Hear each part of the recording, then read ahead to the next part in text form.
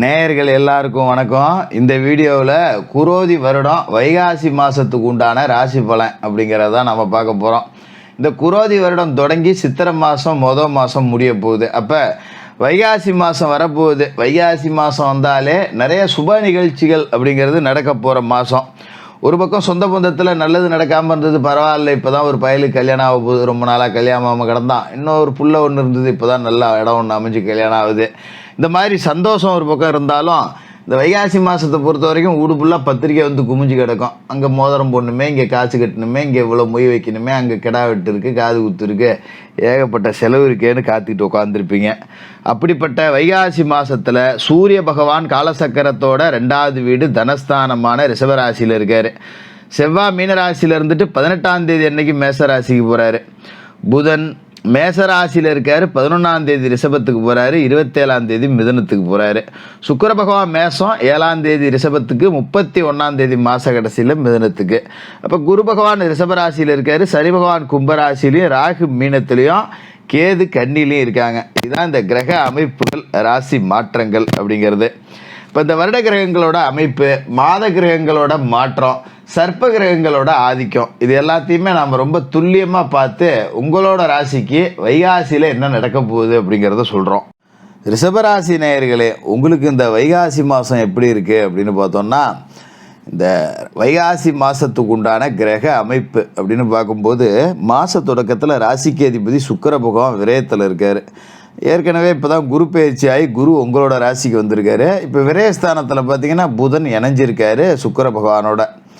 இப்போ ஒரு பக்கம் வரவு செலவு சமம் அப்படிங்கிற மாதிரி தான் இருக்குது. காசு வருது, 10 ரூபா சம்பாதிக்கிறேன், பட் ஆனால் அந்த காசு எங்கே போகுது அப்படின்னு எனக்கு தெரியவே இல்லை. வரவும் தெரியல, போகிறதும் தெரியல. ஆனால் மாத கடைசியில் சம்பளம் வாங்குறேன்னு தான் பேர். ஆனால் கடன் தான் 10 ரூபா இருக்கே ஒழிய 10 ரூபா மிச்சப்படுத்தவே முடியல அப்படிங்கிற மாதிரி தான் வாழ்க்கை அப்படிங்கிறது ஓடிக்கிட்டு இருக்கு. அப்படி வேறு வழி இல்லை, ஏதோ ஓட்டுறோம் அப்படிங்கிற மாதிரியே தான் இருக்குது. இருந்தாலும் குரு பகவான் ஜென்ம குருவாக இருந்துக்கிட்டு அவரோட பார்வையால் உங்களுக்கு நல்லது செய்கிறாரு. குரு பகவானோட பார்வை அப்படிங்கிறது பார்த்திங்கன்னா ராசிக்கு 5, 7, 9 இந்த 3 வீட்லேயுமே உழுது.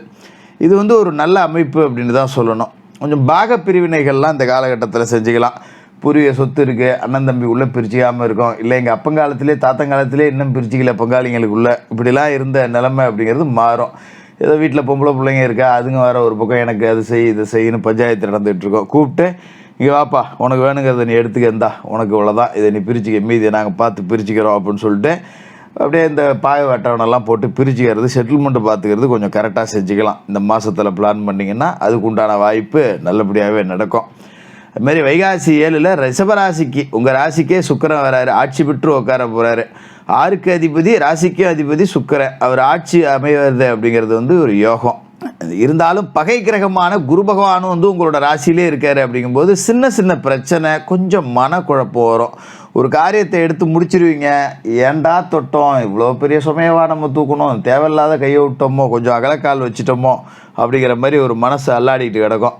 அது மாதிரி ஒரு காரியத்தை எடுத்துருவோம், ஐயோ முடியுமோ முடியாதோ தெரியலையே, காசு வேணுமே, என்ன பண்ணுறது அப்படின்னு கடந்து அல்லாடிக்கிட்டு இருப்பீங்க. ஆனால் கவலைப்பட வேண்டியதில்லை, கடைசி நேரத்தில் காசு வந்துடும். என்ன ஒரு மன சந்தோஷம் இல்லாமல், நான் இன்றைக்கி காசு வந்தால் நல்லாயிருக்கும், ஆனால் நாளைக்கு காசு வேணும்னா இன்றைக்கி ராத்திரி 9 மணிக்கு தான் நம்மக்கிட்ட வந்து சேரும். அப்பா ஏதோ ஒரு வழியாக வந்துச்சே அப்படின்னு சொல்லிட்டு கொஞ்சம் திக்குன்னு தான் எல்லா வேலையுமே செய்ய வைக்கும். அதுமாரி எந்த ஒரு வேலையிலையுமே ரெட்டை சிந்தனை அப்படிங்கிறது இருக்கும். இது செய்யலாமா செய்ய வேணாமா போட்டு மனசு போட்டு குழப்பிக்கிறது ஒன்று கிடக்க ஒன்று. அதனால் என்னடா போடா அப்படிங்கிற மாதிரியே ஒரு விதமான தூக்கம் இல்லாமல் தவிக்கிறது. நாளை காலையில் செய்யணும், போகலாமா வேணாமா, ஒரு ஊருக்கு போகணும், போனால் 10 ரூபா கிடைக்குமா கிடைக்காதா, இந்த மாதிரிலாம் இருக்கும். அப்போ நம்ம என்ன பண்ணணும் அப்படின்னாக்கா, நம்ம வீட்டில் பெரியவர்கள், நம்ம விவரம் தெரிஞ்சவங்கள்ட்ட போய் ஒரு ஆலோசனை, இது ஒன்று செய்யலான்னு இருக்கேன், செய்யலாமா வேணாமா அப்படின்னு கேட்டுட்டு ஒரு திடமான முடிவுக்கு வர்றது அப்படிங்கிறது தான் நல்லது. மாதிரி வைகாசி 11 ரிஷபராசியான உங்களோட ராசிக்கே புதன் வராரு. தனஸ்தானத்துக்கு அதிபதியான புதன் பூர்வ புண்ணியஸ்தானத்துக்கும் அவர் தான் உங்களுக்கு அதிபதி. அவர் ராசிக்குள்ளே வர்ற நேரங்கிறது நல்ல நேரம். இப்போ வைகாசி 11ஆம் தேதிக்கு மேலே உங்கள்கிட்ட பார்த்தீங்கன்னா காசு பணம் வந்துக்கிட்டு இருக்கும். அதை பற்றி கவலைப்பட வேண்டியதில்லை. தேவைக்கு உண்டான பணங்கிறது வந்துக்கிட்டே இருக்கும், கவலையே பட வேண்டியதில்லை. ஒரு எதிர்கால நலனுக்காக ஒரு திட்டம் போட்டிருந்தீங்க அப்படின்னா அது இப்போ உடனே நல்லபடியாக நடந்து முடிஞ்சிடும். அதுமாதிரி வீட்டில் மங்கள ஓசை கண்டிப்பாக கேட்கும். இந்த வைகாசி மாதத்தில் ஒரு பெண் ருதுவா ஆகிறது, இல்லை ஒரு மஞ்சள் நீராட்டு விழா நடத்துறது, இல்லை ஒரு கல்யாணம் பண்ணுறது, காது குத்து பண்ணுறது, வீடு பட்டுறது, கிரகப்பிரவேசம் பண்ணுறது, இப்படி ஏதாவது ஒரு ரூபத்தில் மனையில் மங்கள நிகழ்ச்சி அப்படிங்கிறது கேட்டுரும். அது நம்ம கட்டுறோமோ இல்லையோ, அண்ணனோ தம்பியோ மாமனோ மச்சானோ யாரோ ஒருத்தர் வந்து வீட்டில் ஒரு விசேஷம் வச்சு நம்ம அங்கே போய் முன்னாடி நின்று எடுத்து செய்யக்கூடிய யோகா அமைப்பு அப்படிங்கிறது ரிஷபராசிக்காரர்களுக்கு இந்த மாதத்தில் இருக்குது. அதோட வைகாசி 18ஆம் தேதி மேசராசிக்கு செவ்வாய் வராரு. லாபத்தில் இருந்தார். 18 தேதி வரைக்கும் லாபத்தில் இருந்துக்கிட்டே பூமி விவகாரங்களில் லாபத்தை கொடுப்பார். ஒரு மண் வாங்கலாம், மனம் வாங்கலாம், ஒரு இடம் ரியல் எஸ்டேட் பண்ணுறேன், புரோக்கரேஜ் வேலை பார்க்குறேன், இந்த மாதிரி விஷயத்தில் செவ்வாய் வந்து உங்களுக்கு 18ஆம் தேதி வரைக்கும் லாபம் கொடுப்பார் லாபஸ்தானத்தில் இருந்துக்கிட்டு. அதனால் பூமி தொடர்பான விஷயங்கள் எல்லாத்துலேயுமே சக்ஸஸ் தான். ஒரு இடம் வாங்கி விற்கிறேன், இல்லை ஒரு பூர்வீக சொத்தை பாகம் பிரித்து கொஞ்சம் விற்றுப்புலான்னு இருக்கேன், இந்த மாதிரி வேலைகள் எல்லாத்தையுமே செய்யலாம். அதுமாரி பூர்வீக சொத்தில் ஒரு கேஸ் நடந்துக்கிட்டு இருந்தது, ரொம்ப காலமாக இழுத்துட்டு கிடக்கு அப்படின்னா அது இந்த 17 தேதி உள்ள உங்களுக்கு வந்து வெற்றி கொடுக்கக்கூடிய ஒரு அமைப்பு. இது எல்லாமே செவ்வாய் கொடுக்குறாரு. 18ஆம் தேதிக்கு மேலே பார்த்தீங்கன்னா விரயத்துக்கு செவ்வாய் வந்துடுறாரு. இந்த காலகட்டத்தில் கொஞ்சம் விரயம் இருக்கும். கொஞ்சம் விவசாயத்தெல்லாம் வந்து நீங்கள் தீவிரமாக வந்து எதுவும் புதுசாக எதுவும் செஞ்சிடக்கூடாது. ஒரு கல்லை போட்டோன்னா அது போட்ட கிடக்கட்டும், 10 ரூபா வர இடத்துல 8 ரூபா வந்தாலும் சரி, வர்றது சந்தோஷம் அப்படின்னு விட்டுறணும். அதை விட்டுட்டு நான் பயிரை மாற்றுறேன், இல்லை புதுசாக ஒரு மருந்து வாங்குகிறேன், இல்லை ஒரு போர் ஒன்று போடுறேன், பூமியை தொட்டு எந்த வேலையும் 18ஆம் தேதிக்கு மேலே செய்யக்கூடாது. அதுமாரி ரியல் எஸ்டேட்டு, தரகு கமிஷன், இந்த மாதிரி வேலை பார்க்குறவங்களாம் கொஞ்சம் ஒப்பந்தங்களை கரெக்டாக போட்டுக்கணும். இல்லைனா இடத்த நம்ம வாங்கி பேசி விடுவோம், அவன் நோவாமல் போய் ரிஜிஸ்டர் பண்ணிட்டு போடுவான், நம்ம அவன்கிட்ட போய் 10 ரூபா கமிஷனுக்கு அடிப்பொடி பண்ணிட்டு கிடக்கணும். அதுமாரி அண்டையாளர் வகையில் நிலப்பிரச்சனை வரும். ஒரு இடங்கடம் வாங்குகிறோம் போகிறோம் வரோன்னா கரெக்டாக வேலி கீழி போட்டு வச்சுக்கிறது நல்லது.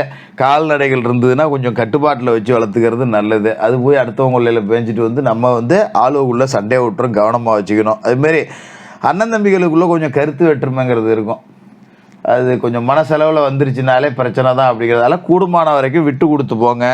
எந்த ஒரு முடிவு எடுத்தாலும் நம்மளோட மூத்த சகோதரர் இருந்தாருன்னா அவர்கிட்ட கூப்பிட்டு ஆலோசனை கேளுங்க. இல்லை அவன் என்னோட சின்ன பையன் தான், அவன்கிட்ட போய் நான் என்னத்தை கேட்குறது அப்படின்னாலும் அதை ஈகோலாக வச்சுக்கிடையில போய் சொல்லி பண்ணணும். இப்படி ஒன்று செய்யலான்னு இருக்கேன்டா தம்பி, என்னடா முடிவு எடுக்கிற பார்த்துக்கடா அப்படின்னு சொல்லி அண்ணன் தம்பி உள்ள கலந்து பேசிக்கிட்டு செய்கிறது எதாக இருந்தாலும் இந்த காலகட்டத்தை பொறுத்த வரைக்கும் நல்லது.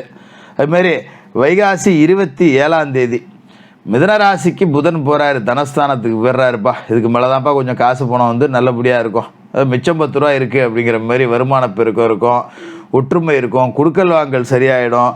ஒரு ஆஃபீஸில் ஒரு இடத்துல வேலை செய்கிறோம் அப்படின்னா 10 ரூபா நமக்கு சம்பள உயர்வு கிடைக்கக்கூடிய அமைப்பு. இதெல்லாம் இந்த வைகாசி 27ஆம் தேதிக்கு பிறகு ரொம்ப நல்லாவே நடக்கும். அதை பற்றி நீங்கள் பயப்பட வேண்டியதில்லை. அதுமாதிரி சனி பகவானோட அமைப்பு அப்படிங்கிறது இதில் ரொம்ப முக்கியம். சனி பகவான் வந்து உங்களோட ராசிக்கு தொழில் ஸ்தானத்தில் இருக்கார். கர்ம சனி அப்படின்னு சொல்லலாம், தொழில் சனி அப்படின்னு சொல்லலாம். இப்போ இந்த காலகட்டத்தில் தொழில் வந்து கொஞ்சம் உட்கார தான் செய்யும். என்னடா போடா நல்லா போயிட்டு இருந்தது, திடீர்னு உட்காருதே அப்படிங்கிற மாதிரி இருக்கும்.